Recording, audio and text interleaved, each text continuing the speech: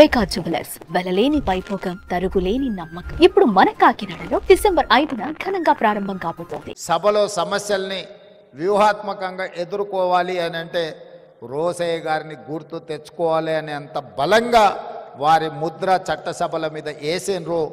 అలాంటి రోసయ్య గారి వర్ధంతి కార్యక్రమంలో చాలామంది మిత్రులను, ఎందుకంటే 2007 నుంచి 2014 వరకు రాష్ట్రంలో భిన్నమైన పరిస్థితులు, 2014 తర్వాత 2 రాష్ట్రాలుగా అవతరించిన తర్వాత చాలామంది మిత్రులను కలుసుకోలేకపోయినాము. ఈరోజు మిత్రులందరినీ కలుసుకోవడం, ముఖ్యంగా ఆర్యవైశ్య సమాజానికి నేను ఒక విశ్వాసాన్ని, నమ్మకాన్ని ఇయ్యదలుచుకున్నాను. ఈ రాష్ట్రం యొక్క ఆర్థిక ఎదుగుదల మీ చేతుల్లో ఉంది. ఈ రాష్ట్రం రాణించాలి, ఈ రాష్ట్రం రాణించాలి, ఈ రాష్ట్రం అభివృద్ధి పదం వైపు నడవాలి, ఈ రాష్ట్రంలో ఆర్థికంగా బలపడాలి అని అంటే మీరే కష్టపడాలి. మీరే ఈ తెలంగాణ బ్రాండ్ అంబాసిడర్లు. ఈ తెలంగాణ ఆర్థిక రంగంలో రాణించాలి అంటే మా ఆర్యవైశ్య మిత్రులు ఇంకా 1 గంట అదనంగా పని చేయాలి. ఈ పని మీకోసం కాదు, ఈ రాష్ట్రం కోసం చేయాల్సిన అవసరం ఉంది.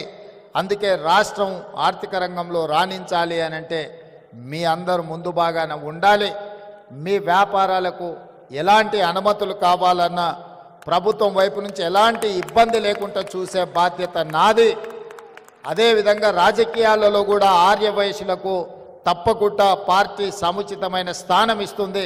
కోమటిరెడ్డి వెంకటరెడ్డి గారు నా చెవిలో చెప్తున్నాడు, మనము ఆర్యవైశ్య మిత్రులను ప్రభుత్వంలో కూడా భాగస్వాములను చేయాల్సిన అవసరం ఉన్నదని, తప్పకుండా మీ అందరి మనసుల్లో ఏముందో అది కోమటిరెడ్డి వెంకటరెడ్డి గారు నాకు చెప్పినరు.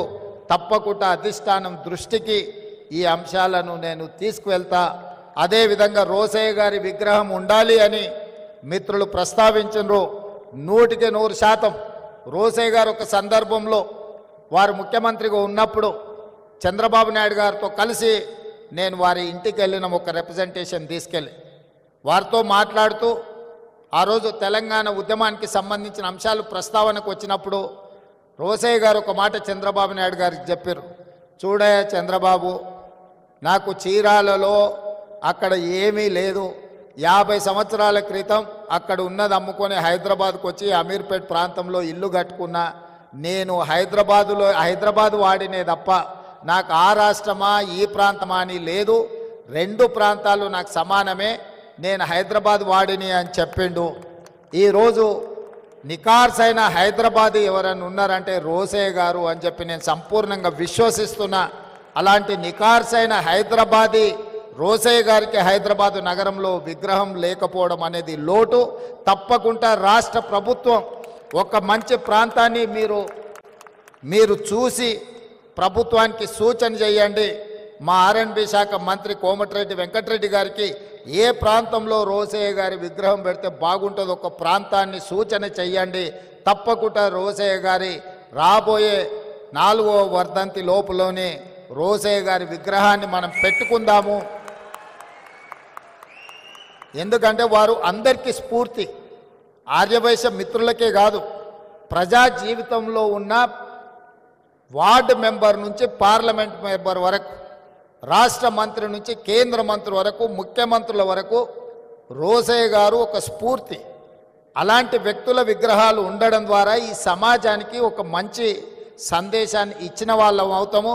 తెలంగాణ రాష్ట్ర ముఖ్యమంత్రిగా మా ఆర్యవైశ్య మిత్రులకు నేను మాటిస్తున్నా, మీరు మంచి ప్రాంతంలో రోసయ్య గారి విగ్రహం పెట్టడానికి మీరు ఏర్పాట్లు చేసుకోండి. రాష్ట్ర ప్రభుత్వం అనుమతిస్తుంది. ఆ ప్రాంతాన్ని రోసయ్య గారి పేరు మీద అభివృద్ధి చేసే బాధ్యత మా ప్రభుత్వం తీసుకుంటుంది అని చెప్పి ఈ సందర్భంగా మీకు అందరికీ తెలియజేస్తూ, సుమన్ టీవీలో మీ పర్సనల్ అండ్ బిజినెస్ ప్రమోషన్స్ కోసం కింది నెంబర్కి కాంటాక్ట్ చేయండి.